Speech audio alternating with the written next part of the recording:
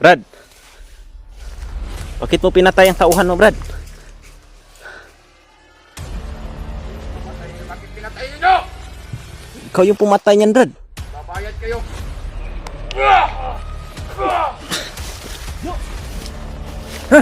Kayo! Tingnan mo!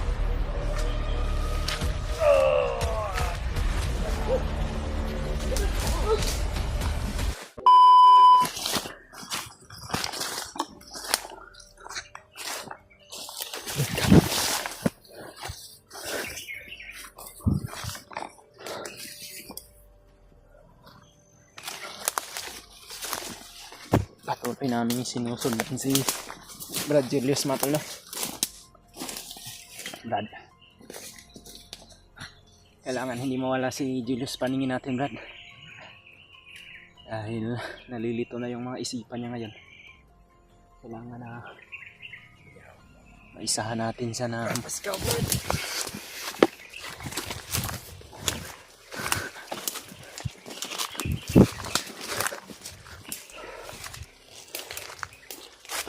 nakagat ka ng kwan? Hindi naman masakit. Malapit, may pad lang dito. Meron palang kwan doon sa tinambayan natin. Putakti. Dito ka banda. Ikutan natin sila. Brad.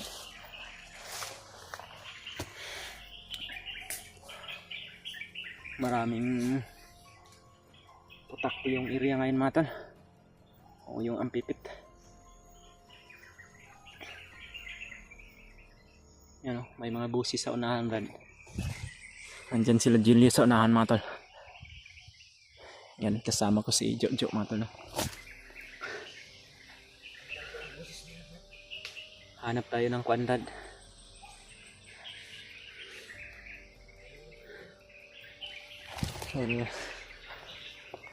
Maganda yung pagsusunod namin yan kay Julius, mga tol. Dahil nalilito yung isipan niya, mga tol, no? Pwede namin tong hulihin ni Jojo. Yung paraan kung saan siya nagiging mabuti, mga tol. Dahil kanina, mga tol, nakita namin siya, pinaslang niya yung iba niyang tauhan. Pero nagdadalawang isip kami ni Julius na sumugod, mga tol, sapagkat marami din yung tauhan niya. At nung nakikita ng mga tauhan niya, mga tol, na napapatay yung mga iba nilang kasamaan, sinasabi ni Julius, mga tol, na hampir daw yung tumira. Pero kitang kita pa po sa mga mata ko, mga tol, na siya po talaga yung tumira, mga tol. Minsan talaga gumagawa siya ng mabuti, pero mas nangingibabaw din yung kasamaan, mga tol. Hindi lang kami kumpiyansa ni Jojo para hindi rin kami niya maisahan, mga tol. Baka paglapit namin ay may mga kasamaan siya sa paligid, mahuli pa kami.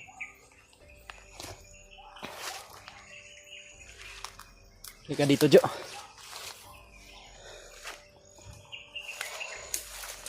May mga narinig akong putok, mga tol, kanina, mga tol. Medyo malayo-layo dito, mga tol, pero may mga putukan, mga tol.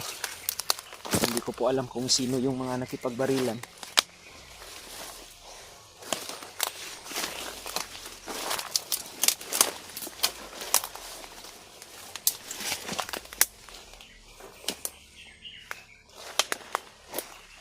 Yan. May mga tauhan siya doon.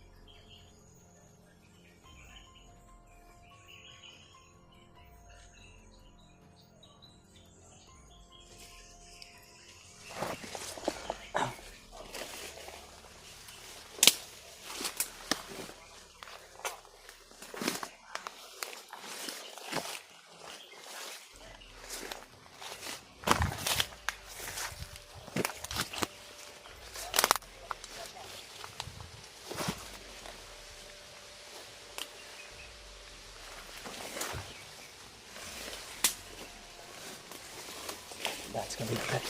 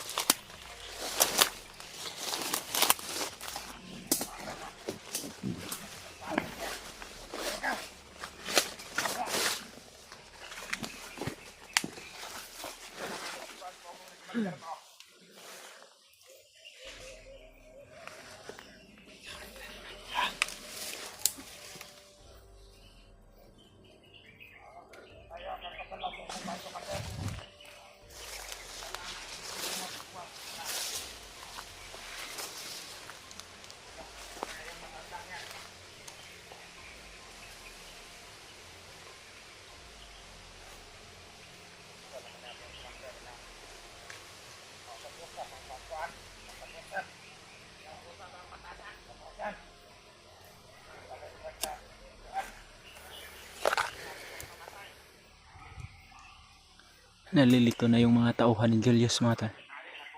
Sapagkat yung commander na nila ay paiba-iba daw yung ugali, mga tol.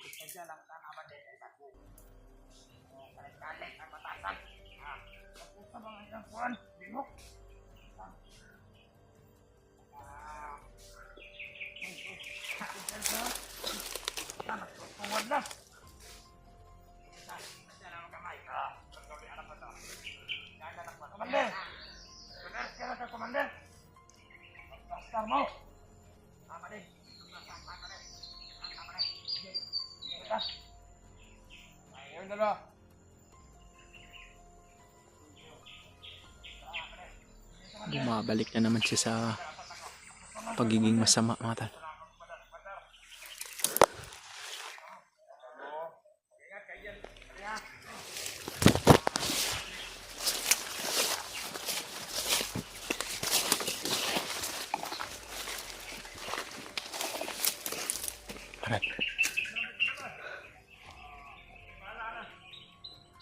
Parang nalilito na talaga si Julius sa kanya pag-iisip, Brad.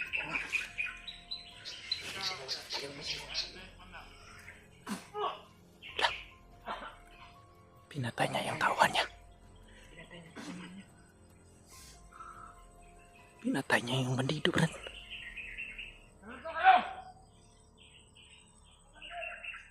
Meron akong nararamdaman.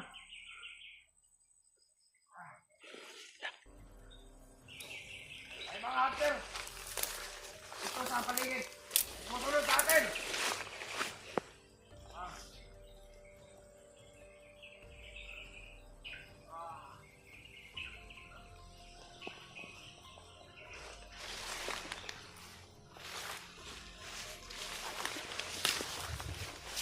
Brad, bakit mo pinatay ang tauhan mo, Brad? Yung pumatay nito, bakit pinatay ninyo? Ikaw yung pumatay niyan, Brad. Babayad kayo. Hindi ka nang pumatay niyan, Brad. Kayo ang pumatay nito.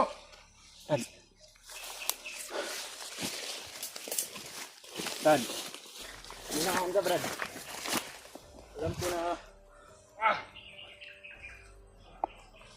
Brad. Samahan ko, Brad. Samahan na kami. No! Sino kayo? Sino ko?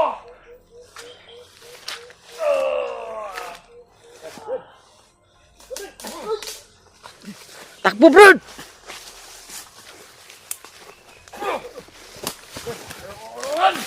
Brad!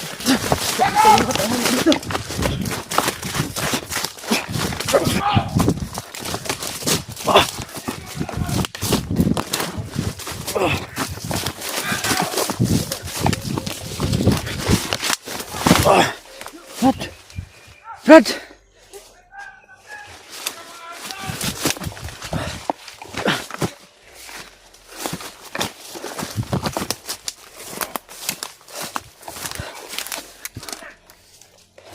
Tingnan ninyo sa kalanyan.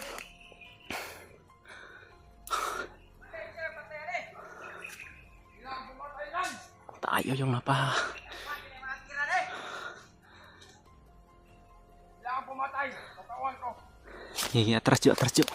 Marami sila Jo.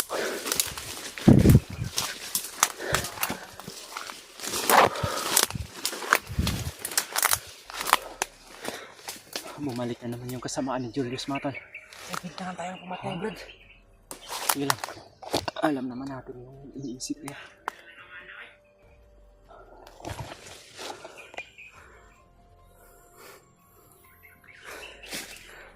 Muntik ko na sanang mahuli si Julius mga tol, pero nagipaglaban siya.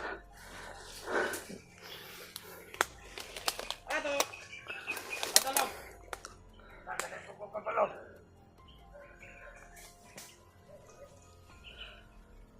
Wala, Andre.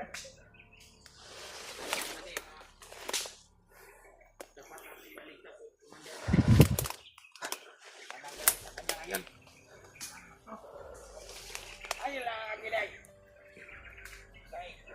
Sasapsok lang ito. Dapat ata nakikanan.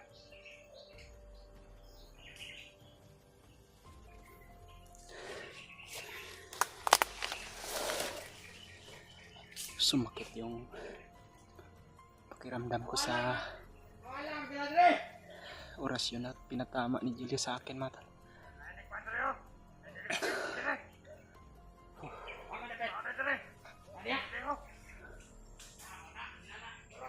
Jo. Huwag kang gumalaw, Jo.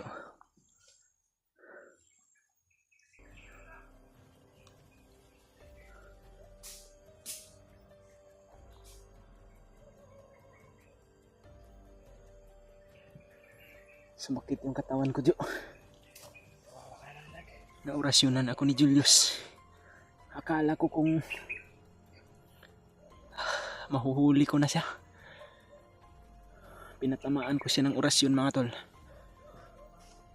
Pero bumangga yung orasyon ko sa kanyang kapa.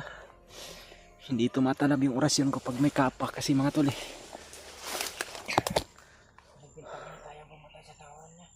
Nalilito yung isipan niya, Brad. Minsan nagiging mabuti siya. Minsan naman nagiging masama.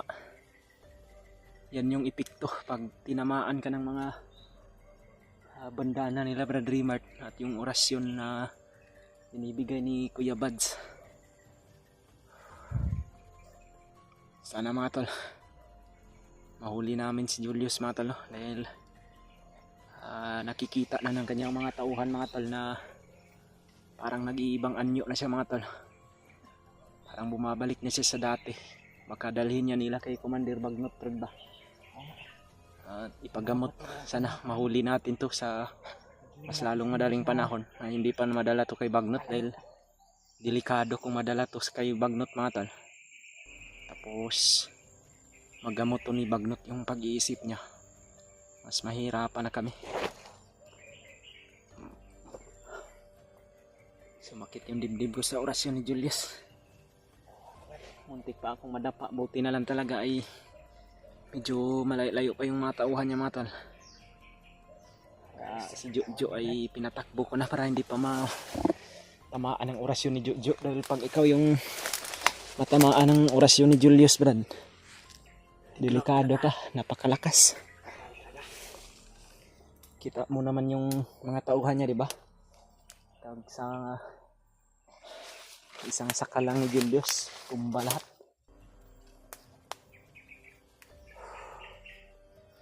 Tara. Hanapin natin yun. Alam ko na matsitsimpuhan din natin yun na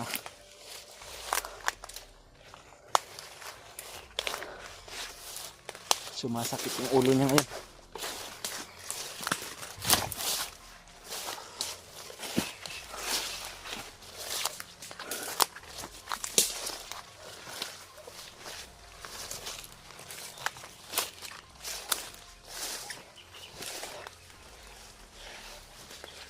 Sana sila, Brad.